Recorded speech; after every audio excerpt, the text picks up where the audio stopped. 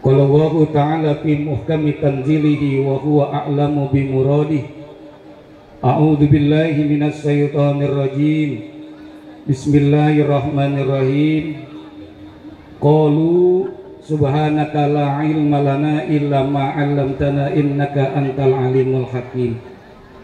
Wa qala aidan fi ayatil ukhra Rabbi israh li sadri wa yassir li amri wahlul 'uqdatam min lisani yafqahu qawli. Shadaqallahul azim wa shadaqa rasulun nabiyul habibul karim. Wa nahnu ala dzalika minas shahidin wasakirin walhamdulillahi rabbil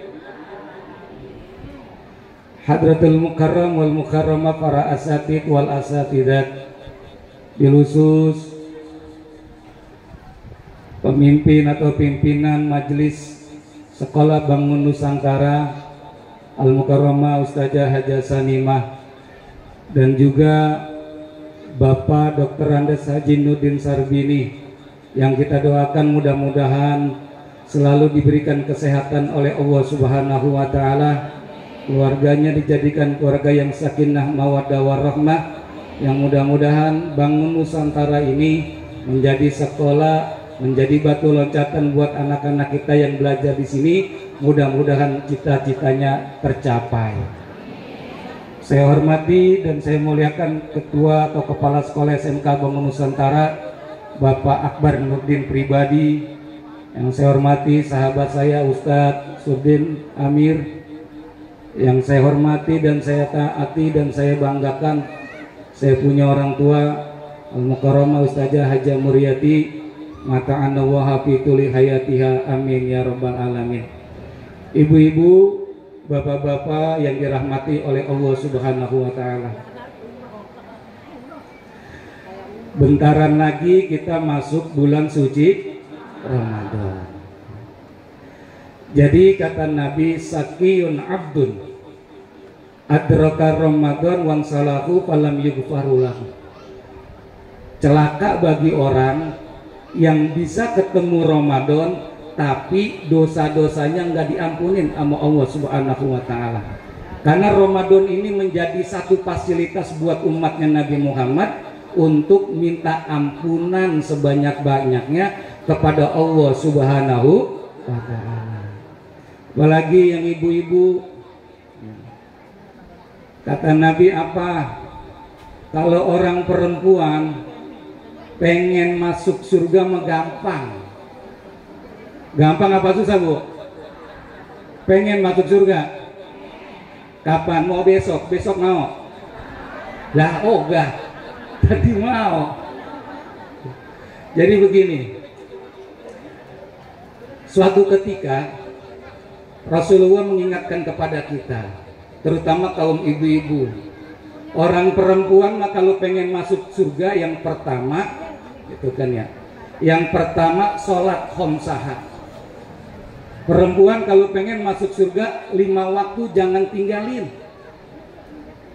Yang kedua kata Nabi, perempuan kalau pengen masuk surga saumat sahroha, puasa Ramadannya jangan tinggalin. Pada puasa nggak, Bu? Sekarang puasa? Besok Ramadan jangan tinggalin, 5 waktu jangan tinggalin. Dan yang ketiga kata Rasulullah, jaga kehormatan diri kita. Dan yang keempat kata Rasulullah, perempuan kalau pengen masuk surga minta ridho sama suami. Makanya begini, suatu ketika anaknya Nabi yang pertama, Siti Fatimah Zahra, ini nanya nih sama Rasul, bahasa gampang kampung kita aja ya, jenanya begini, Mbak, kata Fatimah, Mbak, siapa perempuan yang bakalan masuk surga dan dijamin masuk surga? Apa kata Rasulullah? Neng Fatimah, perempuan yang bakalan masuk surga yang pertama malu, Siti Khadijah radhiyallahu anha. Kenapa Mbak bisa masuk surga itu emak? Yang pertama karena Siti Khadijah adalah satu-satunya wanita yang pertama yang beriman terhadap kenabianku dan satu-satunya wanita yang mengorbankan jiwanya, raganya, hartanya untuk tegaknya agama Islam di kota Mekah. Jadi Siti Khadijah, iya Neng. Dan nanya lagi anaknya, siapa lagi Mbak abdi Siti Khadijah? Ada, kata Rasulullah. Yang kedua adalah Siti Badriyah. Badriyah penyanyi dangdut kok. Badriyah. Siti Maryam. Siti Maryam yang kedua ini yang bakal menempati surganya Allah Subhanahu wa taala. Anaknya nanya, "Mbak, emang apa itu Siti Maryam bisa masuk surga?" Karena dia paling taat. Wanita yang paling soleha. Aku berikan ujian kepada dia, hamil, tapi nggak ada babanya. Tinggalnya di masjid. Maka Siti Maryam itu adalah ibundanya daripada Nabi Isa alaihissalam. Bayangin coba, orang tinggal di masjid, wanita soleha, tinggal di dalam masjid, kemudian hamil, sampai diusir dari masjid dan melahirkannya di kandang domba. Makanya orang-orang Nasrani Kristen bilang domba-domba tersesat kalau belum meyakininya. Siti Maryam tuh wanita kedua yang bakalan masuk Oh dengerinnya, siapa tuh ada nama Empok. Siapa tahu kan begitu ya. Yang ketiga, nanya lagi Mbak, abis Siti Maryam siapa? Apa kata Rasulullah yang bakalan nempatin surga adalah Siti Asia binti Muhzi. Siapa itu Mbak? Itu istrinya Fir'aun. Masya Allah. Padahal lakinya orang durjana, lakinya orang paling durhaka kepada Allah, tapi istrinya, karena istrinya soleha, tetap istrinya masuk surga. Fir'aun makada.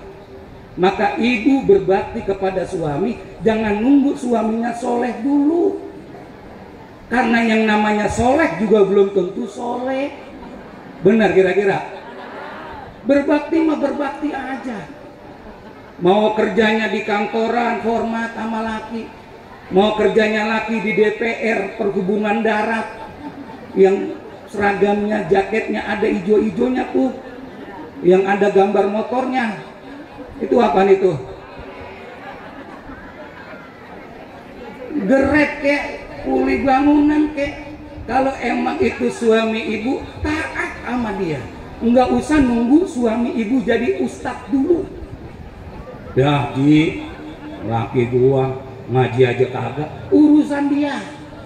Yang penting ibu pulang ngaji mah cium tangan sama laki. Sebab kenapa? Kalau ibu cium tangan sama laki, itu sama juga nyium hajaro oh. Apalagi kalau yang lakinya tangannya hitam-hitam banget, udah mirip banget udah itu. Cuman bedanya kalau hajar asar wangi, kalau tangan ibu mah rada-rada bau sangit-sangit matahari. Cium aja, betot tangannya. Itu yang ketiga, Siti Asia. Dia nanya lagi, lalu siapa lagi Mbak? Elu Neng, kata Rasulullah. Ayah Mbak? Iya. Ayah masuk surga Mbak? Iya, lu masuk surga. Siti Fatimah Tuza. Kenapa Siti Fatimah masuk surga? Karena Siti Fatimah begitu sabar menghadapi cobaan hidup, yang suaminya adalah Sayyidina Ali. Pernah Bu?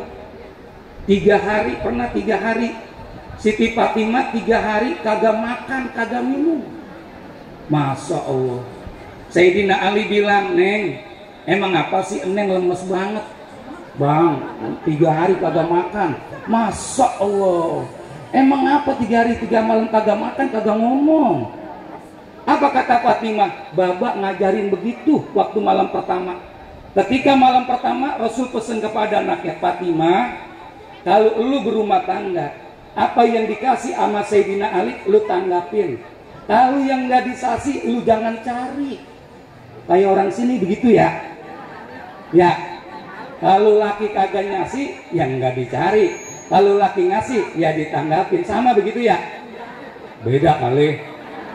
Kalau kagak nyari, bagaimana mau dapat? Kalau dikasih ditanggapin, kalau kurang dicariin, apalagi kagak ngasih, kurang aja masih dicariin.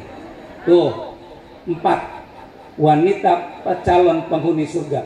Siti Khadijah, kemudian siapa lagi? Siti Maryam, siapa lagi? Siti Asia dan Siti Fatimatul Zahra. Kata Siti Fatimah, Mbak, itu kan semuanya udah kagak ada. Siti Khadijah tinggal cerita doang.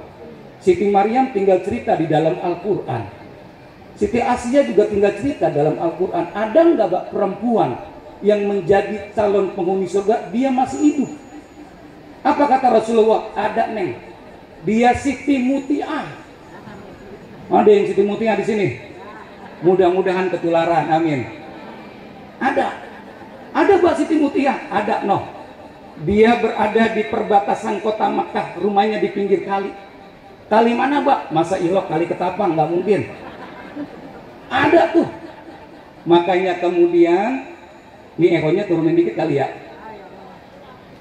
Makanya kemudian Siti Fatimah nih pengen tahu, kok bisa babanya Rasulullah SAW menyebut Siti Muti'ah menjadi penghuni surga. Besoknya dia izin sama lakinya, Sayyidina Ali, Bang, saya izin.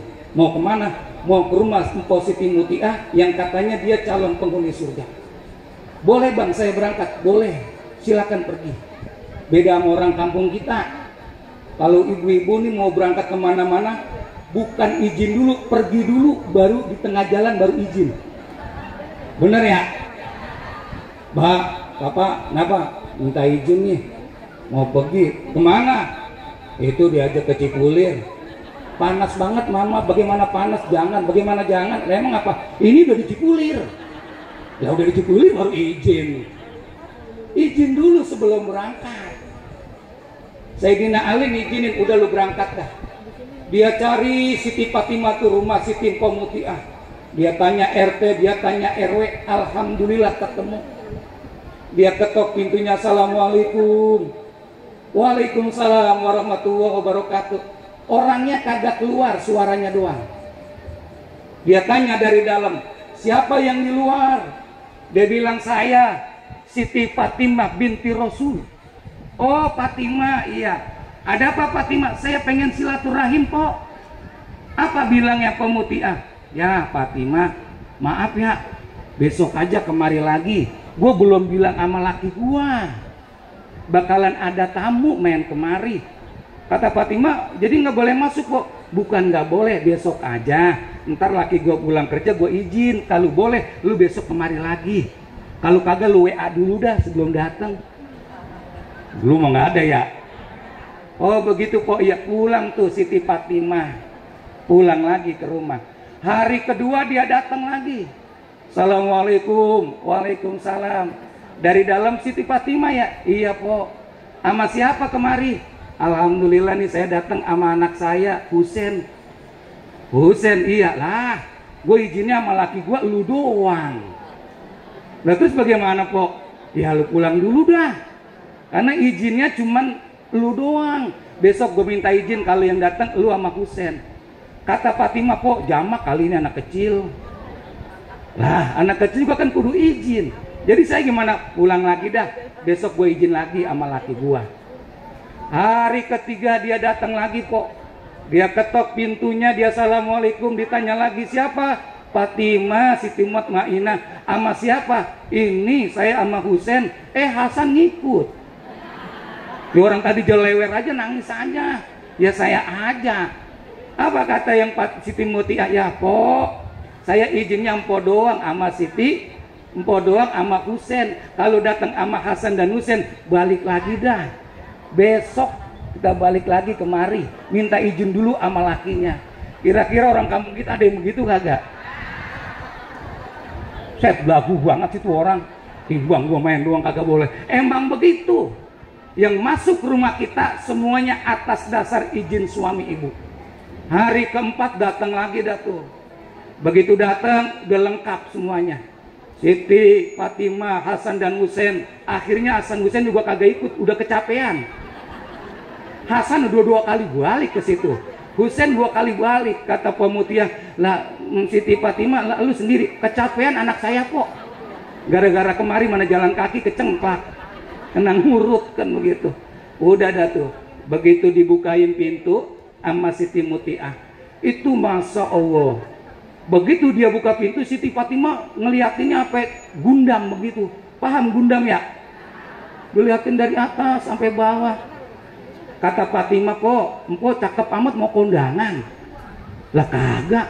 Lah ini ya Allah dandan cakep banget, air shadow dipakai, bibir merah, eyeliner dipakai, pipi kemerah-merahan kurang merah ditabokin biar merah. Lampu cakep banget mau kondangan? Kagak, saya nggak kondangan. Lah mau kemana? Lagi nungguin ayang beb pulang kerja. Sama orang sini juga begitu, sama. Kalau nunggu laki pulang kerja pada dandan kan ya? Yang bener. Udah dah tuh, duduk berdua tuh ngobrol. Siti Fatimah duduk, kemudian Siti Mutiah duduk ngobrol. Lagi ngobrol asik-asiknya, kendaraan lakinya Mpok Mutiah pulang kedengeran ngobrol ditinggal. Padahal ngobrol lagi sama anak Nabi. Maaf ya Fatimah ya, suami saya pulang. Langsung aja buka pintu, sebelum lakinya buka pintu, dia buka duluan. Nggak kayak kita, orang kampung kita kadang-kadang lakinya pulang sore, aki-aki masih siang udah pulang aja, jomelin. Makanya orang laki cepet tua, orang masih muda dikata aki-aki. Aki-aki masih sore udah pulang aja. Besok lakinya dikata gitu pulang malam, diomelin lagi aja. Pulang malam buat pada udah tua, pulang malam-malam. Termasuk angin kena bola dia ngorokin, salah lagi aja.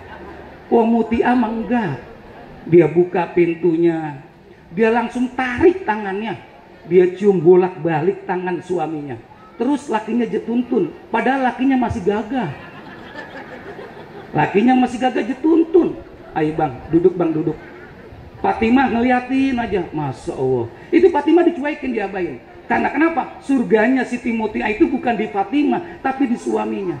Ayo bang, duduk bang. Jaketnya dibukain sama Mpok Mutiah, sepatunya dicopotin, sarung tangannya dicopotin sambil duduk lakinya. Gerah bang, gerah. Iya neng, gerah. Mentaran neng ambilin kipas dulu. Bininya ngipasin aja tuh. Gerah bang, udah dibalik sama bininya. Belakang bang belum. Kalau nggak dibalik mentakan geseng lagi ntar. Kipasin tuh sama Mpok Mutiah, Masya Allah. Kalau sekarang mah kan pakai kipas angin.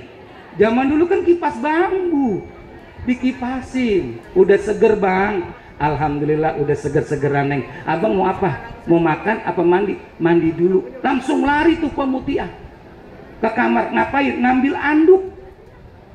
Anduk diselempangin di leher suaminya. Suaminya dianterin ke kamar mandi. Padahal suaminya masih gagah.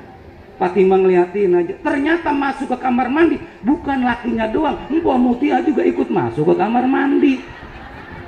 Memang apa? Oh, kalau mandiin laki masih seger nih, mandiin laki masih sehat di kamar mandi, ibu gosokin. Bang nongkrong, gosokin. Mau yang mana bang? Lantas lakinya kan kolokan, lakang atel, belakang gatel kata dia, minta digarukin. Emang boleh mandi suami istri? Boleh, bahkan berzina pun boleh. Tidak ada kafarot, cuman suul adab aja sedikit. Dimandiin, enak kalau mandiin laki di kamar mandi masih sehat, masih seger, enak ada yang bisa kelawan. Lah kan kebanyakan kita mandiin laki kalau udah lakinya setruk. Makai kursi roda dimandiin, emang sih digosokin. Kalau lagi sehat menggosokinnya sambil sambut-sambutan. Ntar mama abang gosokin, ntar abang juga abang gosokin. Kalau udah setruk coba gosokin, emang bininya gosokin lagi setruk.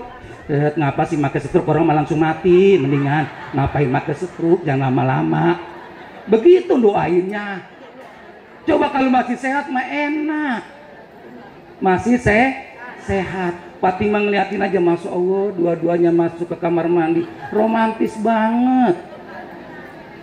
Begitu ntar pulang aja, betot aja lakinya udah. Daripada mandi ntar bang kalau udah setruk repot bang. Mendingan ini mandiin masih gagah. Yang lemes bisa jadi kuat, yang kuat tadi kalau mesin lagi juga bisa. Mandiin aja tuh. Daripada mandiin laki kalau udah kaku. Lah, Lakinya udah kagak ada, baru mandi ambil nangis. Kata lakinya, kemarin gua masih gagah lu kagak mandiin, gua udah setruk baru lu mandiin. Ya Allah, mana nih mandiin lakinya sambil diomelin. Laki sih orang mah pakai sakit. Lah kan laki diomelin nangis, ngomong kagak bisa. Lakinya keluar air mata. Apa kata bininya? Makin nangis lagi, kolokan banget. Diomelin lagi lakinya. Aduh tuh laki, ya Allah. Mulut ambil nanya-nanya, didorong lagi. Ya Allah ya Rasulullah, makanya lagi sehat mah jangan kemana-mana. Kata lakinya dalam hati, ini udah gak kemana-mana, udah setruk, mandiin. Keluar dari kamar mandi, Siti Fatimah ngeliatin, Masya Allah, dua-duanya basah. Langsung mandi, langsung masuk ke kamar, digosokin sama Pemutiah suaminya. Masya Allah, habis digosokin, tamu dicuekin. Itu Fatimah ngeliatin aja. Ya Allah, pantesan Empok Mutiah termasuk ahli surga karena begini dia memperlakukan suaminya. Habis mandi dia tuntun ke meja makan. Makan buka tutup saji. Di meja makan ada rotan. Ada rotan tuh. Siti Fatimah nanya, "Pok, itu sih orang di meja makan ada rotan?" "Iya, ini rotan. Buat apaan, Pok?" "Kalau makanan saya nggak enak dimakan suami saya ikhlas dicambuk sama suami saya." Masya Allah. Iya, kayak orang ketapang begitu. Karena begini Bu, ibu masak nih. Ibu masak, sayurnya asin. Kata lakinya begini, "Mama, ini sayur asin banget." Kan bininya nyobain, "Tinggal makan doang, repot banget apa?" Ilah, nih perempuan nih yang belanja tiap hari, punya duit aja kalau ke pasar masih bingung belanja apa, tinggal makan doang aja protes. Diomelin lagi tuh laki. Bukan orang sini, bukan. Saya lagi nyeritain perempuan Bangladesh. Kejadiannya di sini. Itu Bu, kalau suami ibu bilang omelin begitu, tinggal makan doang. Besok kalau keasinan dia diam aja, ibu durhaka. Mendingan beli di Padang. Karena kenapa? Karena orang laki mah udah nggak ada benernya. Nih besok dia makan asin, takut protes diomelin kan? Protes diomelin, akhirnya asin dia makan terus, biarin ya. Daripada diomelin bini, dapat 3 hari makan asin, darahnya tinggi. Darahnya tinggi, dibawa ke dokter klinik berlian. Bininya ngikutin masuk, "Pak, kok bisa darah tinggi?" Kata dokter. Emang banyak pikiran, bininya yang nyaut.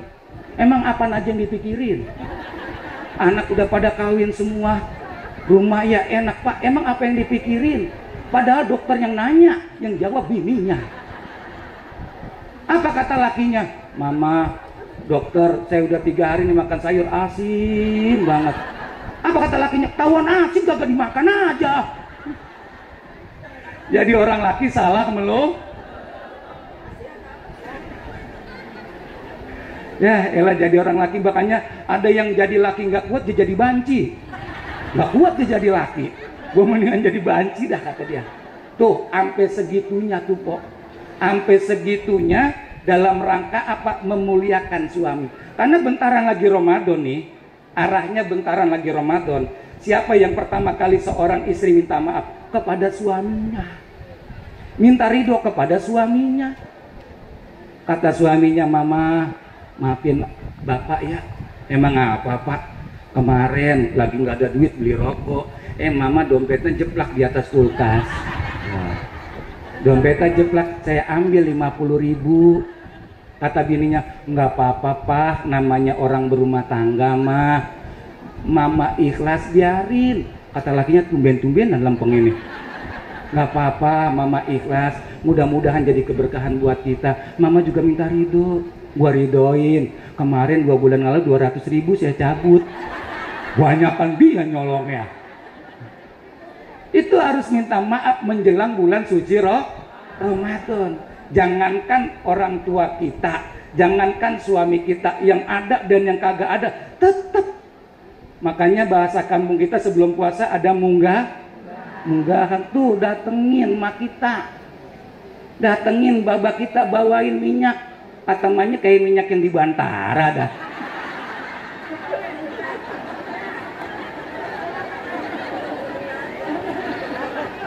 Kata emaknya, lah emak tahu aja, lah gue ngaji juga gue dapet juga. Ini Indomie juga jumlahnya sama. Jadi lu apa? Enggak emak, kita nggak buka sekali, emang buat emak. Yang dapat pahala mah yaitu Haji Sanimah. Ntar anaknya datang lagi, satu rumah datang lagi, ya ini mah jamaah Bangun Nusantara. Ingetin ya Bu ya, kalau dibawain nama anak minyaknya merek begitu, Indominya segitu, itu berarti kagak berubah. Datengin emak kita, baba kita datengin. Istri ridhonya di mana? Di suaminya. Jangan lihat suaminya gagah dan tidaknya. Karena kenapa? Itu adalah merupakan keridhaan istri, diantaranya adalah mendapat keridhaan dari suaminya. Orang tua tuh tadi Ustazah Haja Sanimah bilangin, datengin orang tua. Kalau yang punya rezeki bawa dah teng-tengan, bawain ke emak kita, bawain ke baba kita. Kalau yang kagak ada rezeki jangan alasan gak mau silaturahim. Ya Pak Ustadz, saya nggak sempat ke rumah orang tua saya lagi susah. Tambah susah. Bener nggak kira-kira? Orang tua mah orang tua nih, orang perempuan nih, emak kita yang ngandung kita 9 bulan, nggak usah kita bilang susah, dia tahu kita susah. Jadi kalau ke rumah orang tua, kalau ada rezeki bawa dah tuh makanan yang enak-enak. Apalagi mau puasa, Mbak, Mak, jangan takut nih, 2 karung beras buat emak 1 bulan. Masya Allah. Mak, Indominya ada 10 dus. Nih kopinya ada 20 renceng. Jadi bulan puasa emak buka warkop ya. Seneng emaknya itu. Ada yang gak datang bawa apa-apa juga seneng tetap emaknya mah. Datang ke rumah, makanya Al-Quran bilang kaulan karimah. Bahwa kalau nggak punya duit, nggak punya harta, lagi pailit, datang ke rumah orang tua bawa kaulan karimah, omongan yang ngenakin. Assalamualaikum, waalaikumsalam. Mbak sehat, emak sehat, pijitin. Alhamdulillah gua sehat. Lu anak-anak lu, alhamdulillah mak, anak-anak pada sehat. Lu beras punya? Alhamdulillah mak, beras di warung Madura nggak pernah habis. Bener apa salah? Nggak usah cerita kita nggak punya beras, orang tua juga tahu. Tapi datang aja dengan omongan yang enakin. Nih mau Ramadan mah, mohon maaf banget nggak bawa apa-apa. Saya minta ridhonya aja, doain saya supaya Ramadan berkah. Saya nggak bisa bawa apa-apa ya mak. Baba diem aja nih baba. Emang apa yang dirasa Mbak? Ya apa yang gua rasa, lu nggak bawa apa-apa. Babanya lagi diem aja. Kalau lu bawa jeruk mah yang berasa jeruk. Lalu nggak bawa apa-apa ya kagak berasa apa-apa, kata babanya.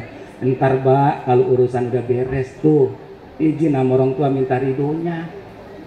Cium dah emak kita, cium baba kita. Yang dulunya kalau kita cium lagi muda, emak kita lagi cium lagi muda kan, kalau kita cium, kalau sekarang kita cium agak berbalik, udah kisut. Cium minta ridhonya. Terus nih anak pulang dah dari rumah emaknya. Yaudah mak, saya pamit, saya pulang. Bentaran dulu, kata emaknya. Tungguin dulu bentaran. Emaknya ke Pendaringan, buka Pendaringan.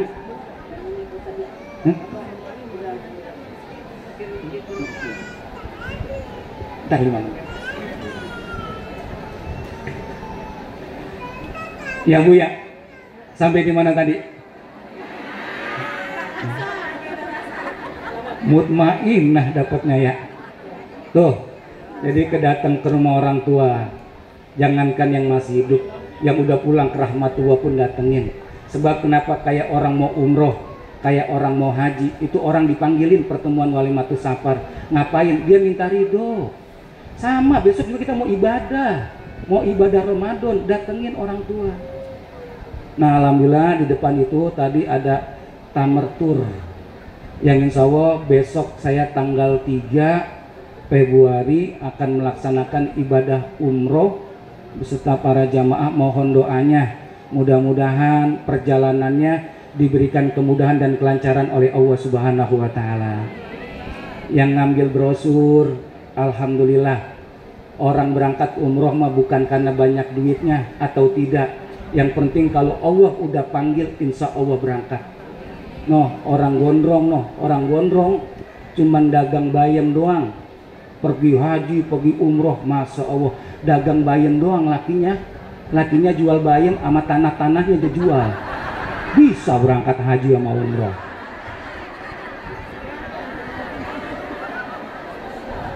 Ada yang ngomong hebat amat itu orang jual bayam, belum kelar saya ngomong, dia jual bayam sama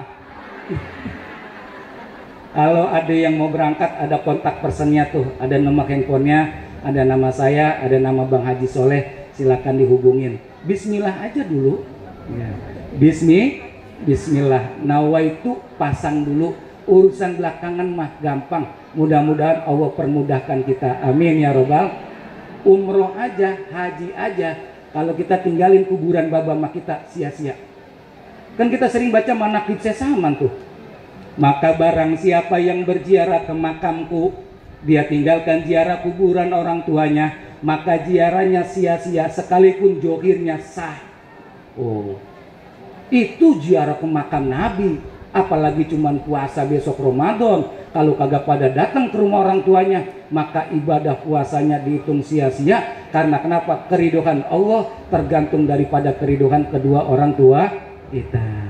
Terlebih yang pertama di rumah dah tuh pesen, ntar kalau mau tidur, bapak maafin mama ya, kalau mama punya salah selama ini, kata lakinya, buset kayak mau ngabisin bini gua. Itu ya, minta maaf sama suami, minta ridho sama suami, supaya apa? Perjalanan melaksanakan ibadah Ramadan mendapat pahala yang sempurna. Dah itu, minta ridho sama suami, dan kemudian adalah minta ridho kepada kedua orang tua kita, terutama adalah ya orang tua kita yang melahirkan kita. Tadi kata sambutan di awal, yang kedua adalah guru-guru kita, datengin tuh, tapi jangan bawa minyak yang hari ini dapat ke guru-guru, sebab gurunya juga datang. Alhamdulillah. Dah, mari sama-sama kita heningkan, kita berzikir kepada Allah Subhanahu wa taala. Mudah-mudahan segala hajat dan munajat kita diridhoi oleh Allah Subhanahu wa taala. Terutama adalah ini lembaga pendidikan Bangun Nusantara ini, mudah-mudahan menjadi lembaga pendidikan yang terbaik di mata Allah Subhanahu wa taala. Guru-gurunya mudah-mudahan diberikan hati yang istiqomah. Murid-muridnya mudah-mudahan tercapai segala cita-citanya dengan wasilah dia belajar ilmu di sini. Al-Fatihah ila hadratin Nabi Mustafa Rasulullah sallallahu alaihi wasallam dan keluarga besar daripada Yayasan Bangun Nusantara. Kita doain mudah-mudahan selalu diberikan panjang umur oleh Allah Subhanahu wa taala dalam taat dan ibadah kepada Allah Subhanahu wa taala, dimurahkan rezekinya oleh Allah Subhanahu wa taala, dan mudah-mudahan segala urusan dunia dan akhiratnya dikabulkan oleh Allah Subhanahu wa taala. Dan mudah-mudahan yang hadir pada siang hari ini, kalau diantara ibu-ibu yang saya lihat ada yang udah belonjor aja, yang kakinya bekek kelang, yang asam uratnya udah kumat, kita doain mudah-mudahan dengan wasilah hadir di sini Allah angkat penyakitnya. Ya, mudah-mudahan diberikan kesehatan oleh Allah Subhanahu wa taala. Yang hadir juga mungkin tiap hari minum obat, ada yang ikhtiar berobat terus ke dokter, kita doain mudah-mudahan menemukan tempat berobat yang terbaik menurut Allah Subhanahu wa taala. Biniyatul qabul wal maqbul wa tamami ala kulli hajatina wa hajatikunna. Al-Fatihah. A'udzubillahi minasyaitonir rajim. Bismillahirrahmanirrahim. Alhamdulillahirabbil alamin arrahmanir rahim maliki yaumiddin. Iyyaka na'budu wa iyyaka nasta'in. Ihdinas siratal mustaqim. Siratal ladzina an'amta 'alaihim ghairil maghdubi 'alaihim waladdallin. Amin.